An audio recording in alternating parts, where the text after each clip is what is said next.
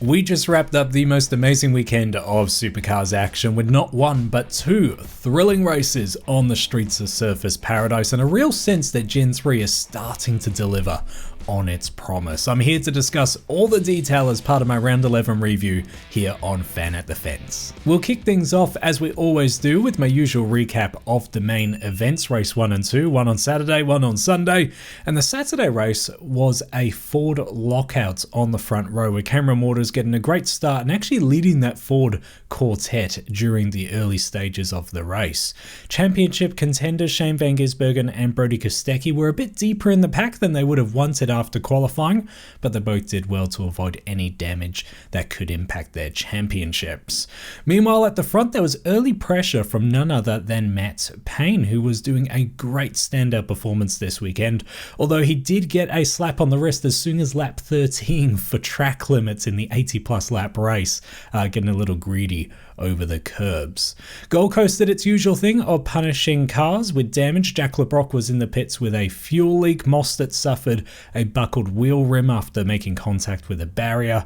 And meanwhile, Matt Payne and James Courtney went side by side through the beach chicane, which is not meant to happen, but boy, it was thrilling to watch. And Matt Payne actually copped a 5-second penalty for not obeying the right-of-way rule down at that section of the racetrack. Meanwhile, at the front, we had a great pressure race for the lead. There were 4 or 5 cars in legitimate contention for the win the vast majority of that race, but they started to drop away. I believe Randall had an issue in the pit stop, and David Reynolds actually had an issue with his brake bias with that getting jammed forward, and that sort of dropped them away. That left Cameron Waters and Shane Van Gisbergen to battle it out, with Shane Van Gisbergen absolutely flying quite literally over some of those curbs late in the race. There was a question mark for a brief moment around Cameron Waters' engine, but fortunately there wasn't actually an issue, and as a result we got a fantastic battle for that win that came right down to the wire. But it was Cameron Waters who prevailed, with Shane Van Gisbergen right behind him in second, and Davey Reynolds doing a great job in third. But Davey's weekend would get even better. So the final race of the weekend got underway with a Camaro on pole, and Brody Kostecki converted that strong qualifying position, taking the lead or maintaining the lead during the opening stint of that race. Reynolds did a very good job hanging in there in second, and they would use strategy to their advantage. Meanwhile, behind, James Courtney, Tim Slade and Macaulay Jones all got tangled up down at turn 4. Some interlocked wheels fired multiple cars into the fence and brought out our first safety car.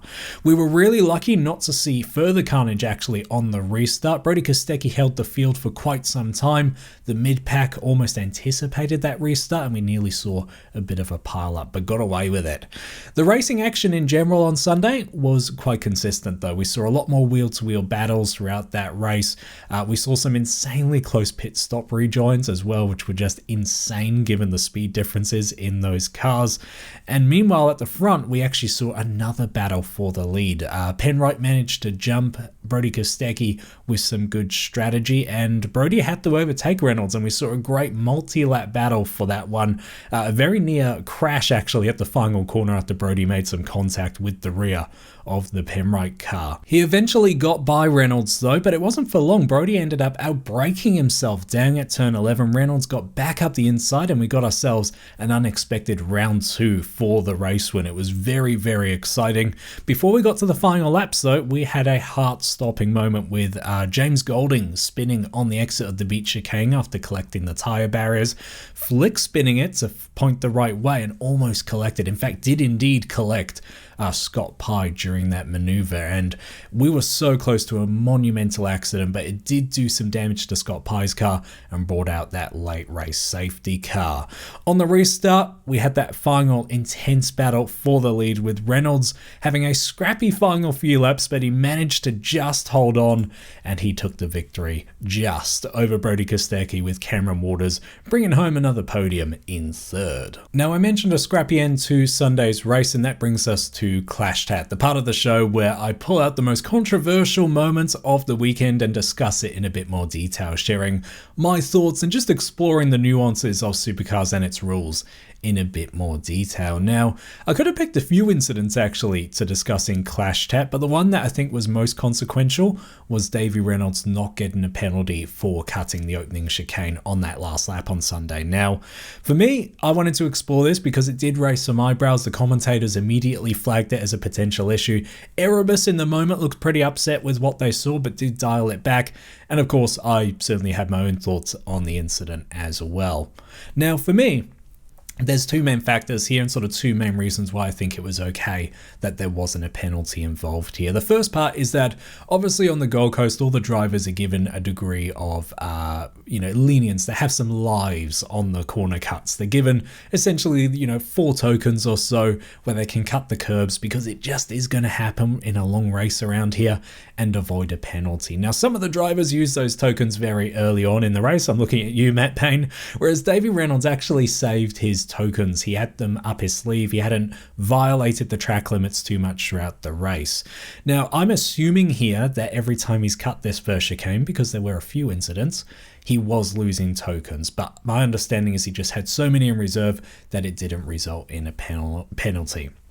And for me, assuming that is what's been happening in the background, I think it's all above board. The corner cuts and using these tokens is sort of just part of the game around the Gold Coast. It has been for many years. So if Davey played it smart and saved those tokens for the most important part of the race, I think that's fair game. Now, the second component of this is an article I read on the V8 Sleuth website, actually, who explained that even if a driver had tokens up their sleeve, the race director can still or has the discretion to penalize a driver for cutting the track and getting an unfair advantage if they think anyone's being overly egregious. And obviously, a race win was on the line here, so this rule could have been looked at. However, I think Davey made a genuine attempt to make the corner every single time. You could clearly see the back end just got away from him, which resulted in that final corner cut. If he just pinned the throttle and just straight line that chicane knowing he had tokens in the bank to really consolidate that lead, then I think this rule would have had to be looked at and potentially Davey slapped on the wrist. But for me, I think this was all okay just. It was a little bit scrappy, a little bit unfortunate that track limits were a question mark, but I think the rules were applied consistently and fairly, in my opinion. Of course, I always like to get your thoughts as well, so I did put a poll out on this one, and it was pretty clear most of you guys felt this result was fair as well. Alright, the Mustangs weren't the only ones getting a rare victory. I got a rare victory as well on the predictions front, because my first prediction going into this weekend, and may I remind you, these are all just a bit of fun that I like to do, but I did predict we would get a Mustang v Camaro battle for the win at some point this weekend. We didn't just get that one once, we got it twice, so I'm going to give myself a double tick on this one because it's very rare any of my predictions come true, so I'm going to indulge myself here, but I wasn't so lucky on my other predictions. I did predict a red flag in the Supercars, or one of the Supercars races. That did not happen. I thought if an extra car was involved in that opening clash on Sunday at turn 4, could have blocked the track and brought out that red, but fortunately we did get away with it. And I also predicted track limits chaos. This was assuming that the removal of the tire bundles would lead to loads of complaints from the drivers, and we saw a few minor gripes here and there, but it was nowhere near as bad as I expected. So I reckon track limits weren't anywhere near as much of a factor as I personally expected when I made this prediction. Other than me getting a prediction right for once, there are some other weekend wins. These are the things that I was either positively surprised about or just genuinely enjoyed as a fan watching the sport this weekend. The first key point obviously has to be the great close racing for the win, not only between the two brands, but between two different teams and drivers on the 2 days as well. So there's great variety at the front, and what really impressed me particularly about the Saturday race was that close finish wasn't due to a safety car. We didn't see a safety car that race. It was just due to close competition between the teams and drivers. So it was really good to see. It was a nice, pure, exciting race, and I think a big check for Gen 3 on that one. The other big positive for Supercars is a record crowd, over 200,000 people packing into a reasonably cramped venue, it must be said, around Surfers Paradise, but clearly enjoying a great show, and it sounds like they're going bigger and better next year as well, so that record could tumble even further in a year's time. And then my final key positive has to do with those timing loops. I mentioned that I predicted these would be a bone of contention this weekend. They were not. They seemed to work reasonably well and consistent, and gave a fair or an acceptable level of confidence to the fans and drivers, I feel. I think the key improvements here are obviously for the drivers. They get that live readout on the dash if they've cut the corner, which I think really helps them learn what is and isn't acceptable. And for us as fans, I really enjoyed that we got the live readout during qualifying if a driver got a corner cut or not. It gives you that instant feedback and understanding if what you're seeing is actually going to count on the leaderboard. And when you look at a sport like Formula One with all their technology and money and the headaches they continue to have around track limits and fans getting frustrated when laps are deleted minutes after they've occurred, for me, you've got to tip your hat to Supercars and Motorsport Australia for finding a solution like this and implementing it so well. Obviously, the two sports are different, but I think you just have to commend the progress that's been made in this space here in Australia. So it was really good to see. It wasn't all perfect though, so let's get to my weekend woes, the things I would like to see improved. Now, I mentioned how pleased I was with the curb sensors. There is one area of improvement I would like to see though, and that's during the race. I would like to see this corner cut data displayed as it was in qualifying during the race, especially when we've got a late race battle for the lead like on Saturday.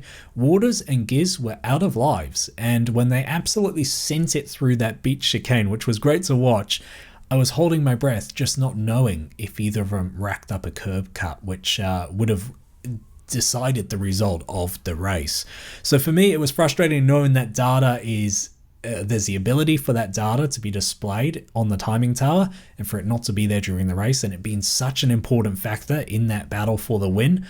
For me, that was just a bit frustrating, and I was holding my breath that race control wouldn't come over and suddenly announce a track cut. The second weekend woe is a real minor gripe, and this weekend it is minor stuff that I'm calling out, but the Saturday race, while we had a fantastic finish, we didn't see too much wheel-to-wheel action throughout the earlier mid stages of that race. It was a little bit on the tame side. The close battle between multiple drivers at the front kept it alive and obviously had a great climax as well. But yeah, the Sunday was a lot more consistent in terms of the battles on track. And then the final weekend woe is more around the commentators. I feel there's a bit of a habit emerging here. Look, I actually think the Supercars commentary team is really strong. They cop a bit of flack, especially one person on that team, but from an entertainment perspective, I think they do a great job. One thing I would like to see improved though is I feel like they call battles off too soon. The classic example on Sunday was when Brodie Kostecki went up the inside of Davey Reynolds at turn 4 during his first attempt at taking that lead, and he got alongside and they were side by side up the straight, but the commentators pretty much by the exit of turn 4 went, oh, he's got him. I would have liked to see the commentary intensity stay as those cars were side by side. Even though it was clear Brodie was more than likely to take the lead, it would have been good to see that intensity carry on just in case something happened or, you know, they had an argument going into the beach chicane. But yeah, very minor gripes from me. All right, let's hand out some awards, an opportunity to just have a bit of fun and also acknowledge some of the other aspects of the performances this weekend.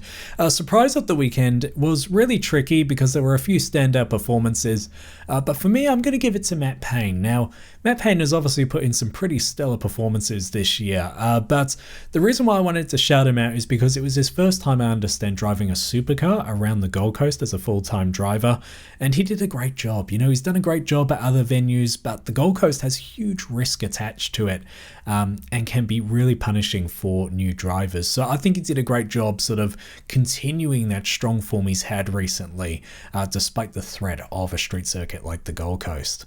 V7, who dropped the cylinder, there are a few teams and drivers that struggled this weekend, but for me, I'm going to give it to Shell V-Power just because the Fords have clearly taken a step forward, but it's not the homologation team. It's not Shell that are at the front battling for that win. So for me, yeah, very surprising not to see them take that same step forward, and you've got to wonder what it's going to take for Shell V-Power to get out of this rut that they appear to be in right now. Who gave it the Jandal? Might be controversial this one, but I'm going to give it to Scott Pye for avoiding, well, he was still in an accident, but it could have been a whole lot worse. His save to avoid James Golding when he did his flick spin was just incredible. And the reason I want to praise it is because if he cleaned Golding up, as he so very nearly did around that blind corner, those drivers could have actually been hurt. It was that kind of incident with such differences in the speed. So for me, got to take his hats off to him. The onboard is terrifying. If you haven't seen his onboard, go and check it out.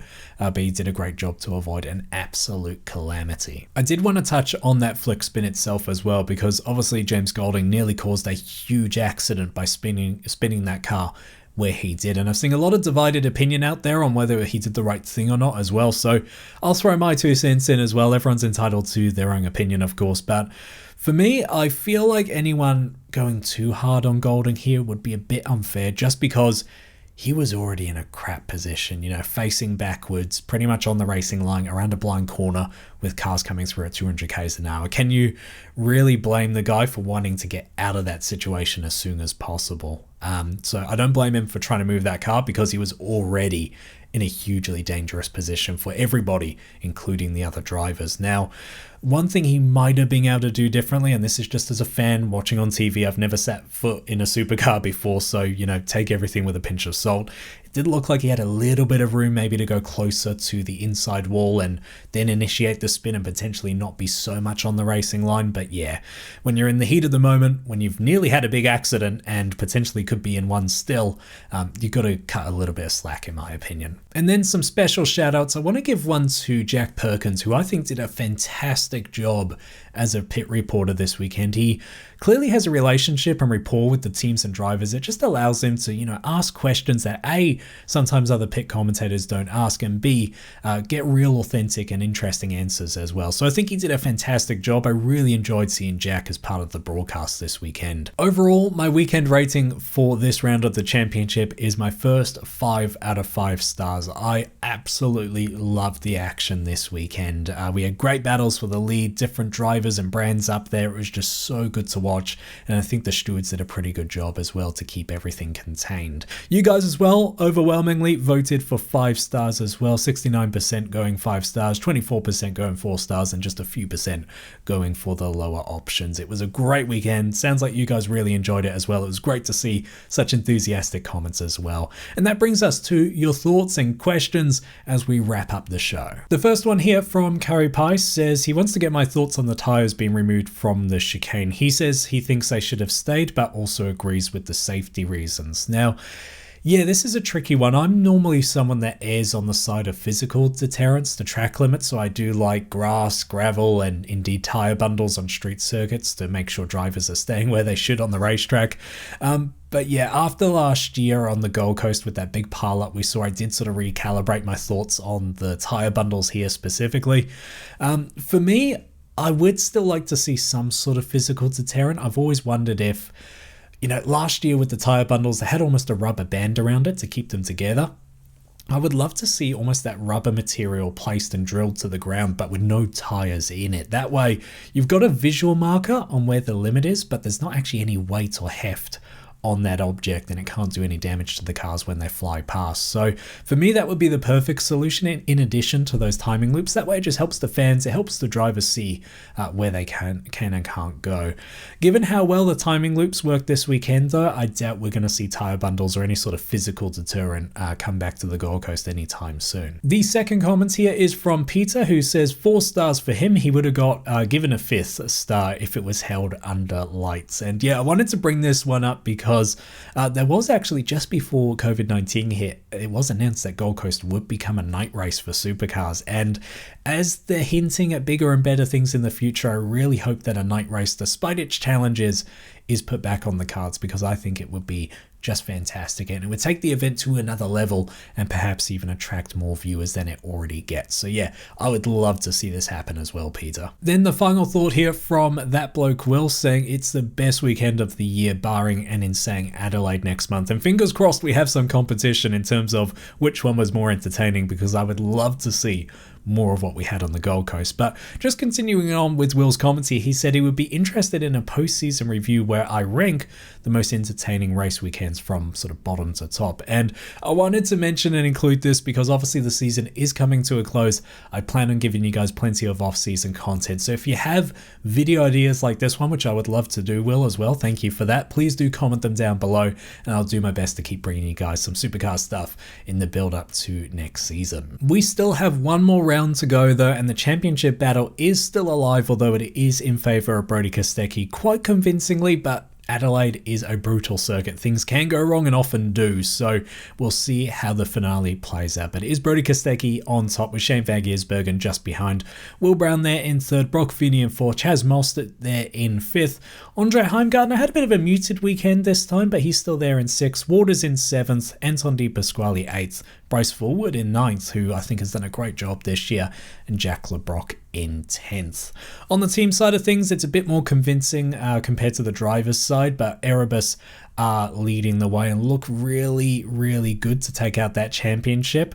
Red Bull in second, Brad Jones Racing in third, Shell V-Power in fourth, Tickford in fifth, Walkinshaw and Andretti United sixth, Penrite seventh, and Team 18 in eighth. And that will bring my round 11 review to a close. Thank you so much for joining me.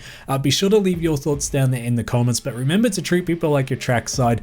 This weekend had a few controversial moments as well, so please do keep it civil. I've shared my thoughts. They are just my personal opinion. Please do remember that. And if you feel differently about anything, I fully respect your thoughts as well. But I am excited for the Adelaide 500, and I'm brainstorming lots of content I can give you guys around Supercars during the off season as well. So be sure to subscribe if you want to see that, and I will see you guys in the next video.